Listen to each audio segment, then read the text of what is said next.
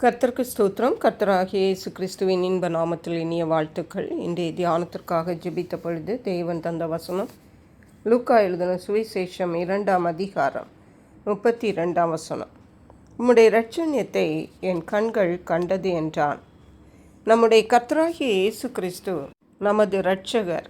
இயேசு கிறிஸ்து மரியாளுக்கும் யோசேப்புக்கும் பிறந்த பொழுது அவரை தேவாலயத்தில் கொண்டு வந்து நியாயப்பிரமாண முறைமையின்படி ஒரு ஜோடு காட்டுப்புறாயாவது 2 புறா குஞ்சுகளையாவது பலியாக செலுத்த வேண்டும் என்று அவருடைய பெற்றோர்கள் அவரை தேவாலயத்துக்கு கொண்டு வந்தார்கள். அப்பொழுது அங்கே சிமியோன் என்ற ஒரு பெயர் கொண்ட ஒரு மனுஷன் இருந்தார். அந்த எருசலேம் தேவாலயத்தில் அவரும் இருந்தார். அப்பொழுது அந்த மனிதன் அவர் நீதியும் தேவ பக்தியும் உள்ளவனாயும் இஸ்ரவேலின் ஆறுதல் வர காத்திருக்கிறவனாயும் இருந்தான். அவன் மேல் பரிசுத்த ஆவி இருந்தார் என்று வசனம் சொல்லுகிறது. மேலும் கர்த்தருடைய கிறிஸ்துவை நீ காணும் முன்னே மரணம் அடைய மாட்டாய் என்று பரிசுத்த ஆவியினாலே அவனுக்கு அறிவிக்கப்பட்டிருந்தது. இயேசுவை அன்றைக்கு தேவாலயத்திலே கொண்டு வந்த அந்த நாளில் பரிசுத்த ஆவியின் ஏவுதலினால் தேவாலயத்திலே அந்த சிமியோன் என்ற மனிதனும் வந்திருந்தார். தேவன் அவரிடத்திலே இஸ்ரவேலின் இரட்சகராகிய இயேசுவை நீ காணும் மட்டும் மரணம் அடைய மாட்டா என்று சொல்லப்பட்டிருந்தது. அப்படியே இயேசுவாகிய குழந்தை எருசலேம் தேவாலயத்திலே நியாயப்பிரமாண முறைமைகளை நிறைவேற்றும்படி பெற்றோர்கள் கொண்டு வந்த பொழுது இந்த சிமியோன் என்ற மனிதனும் அங்கே இருந்தார்.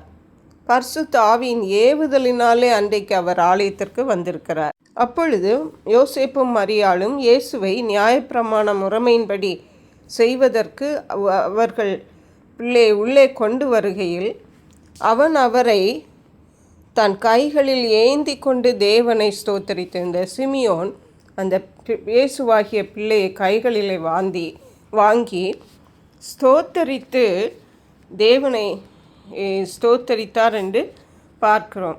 அப்பொழுது அவர் சொன்னார், ஆண்டவரே, உமது வார்த்தையின்படி உமது அடியேனை இப்பொழுது சமாதானத்தோടെ போக விடுகிறீர். புறஜாதிகளுக்கு பிரகாசிக்கிற ஒளியாகவும் உம்முடைய ஜனமாகிய இஸ்ரவேலுக்கு மகிமையாகவும் தேவரீர் சகல ஜனங்களுக்கு முன்பாக ஆயத்தம் பண்ணின உம்முடைய இரட்சணியத்தை என் கண்கள் கண்டதே என்றான்.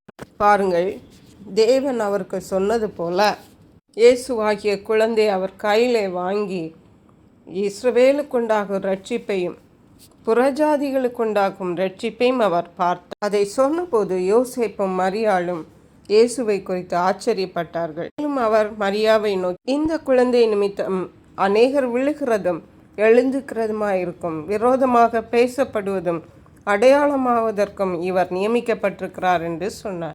ஆத்துமாவையும் ஒரு பட்டயம் உருவி போகும் என்று சொன்னார். இரண்டாவதாக, என்ற ஒரு வயது சென்ற ஒரு விதவை, அந்த பெண்மணி தேவாலயத்தில் இரவும் பகலும் இருந்து உபவாசித்து ஜெபித்து கொண்டிருப்பார்களாம். போதும் ஆராதனை செய்து கொண்டிருப்பார்களாம். அவர்களும் அந்நேரத்தில் வந்து நின்று கர்த்தரை புகழ்ந்து எருசலேமுக்கு மீட்புண்டாக காத்திருந்த யாவருக்கும் அவரை குறித்து பேசினாள் என்று வசனம் சொல்லுகிறது. அன்றைய தினத்தில் தான் அன்னாள் என்ற அந்த பெண்மணி இயேசுவை ஜனங்களுக்கு மீட்பர் என்று அறிமுகப்படுத்துகிறதை பார்க்கிறோம். 40ஆம் வசனம் சொல்லுகிறது, பிள்ளை வளர்ந்து ஆவியிலே பலன் கொண்டு ஞானத்தினால் நிறைந்தது, தேவனுடைய கிருபையும் அவர் மேல் இருந்தது. அருமையான கர்த்தருடைய பிள்ளைகளே, இயேசு கிறிஸ்துவின் பிற நட்சத்திரம் உறுதிப்படுத்தின, தேவ தூதர்கள் உறுதிப்படுத்தினார், தூதர்களின் கூட்டம் தேவ சேனை உறுதிப்படுத்தின, அநேக தீர்க்க தரிசனங்கள் உறுதிப்படுத்தினது.